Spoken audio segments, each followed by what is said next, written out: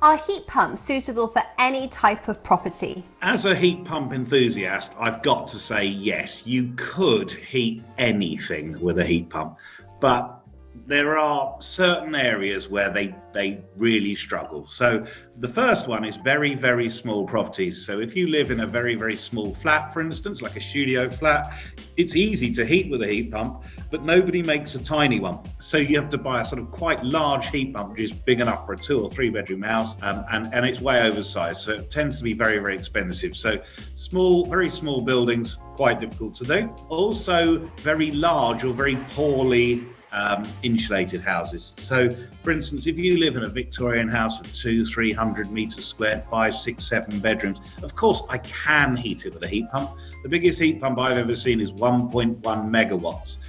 You will have seen, if you watch films of where they're flying over the top of buildings in America, and you look at the roofs of the building, they've got these great big things. They are heat pumps, and they are big enough to do skyscrapers.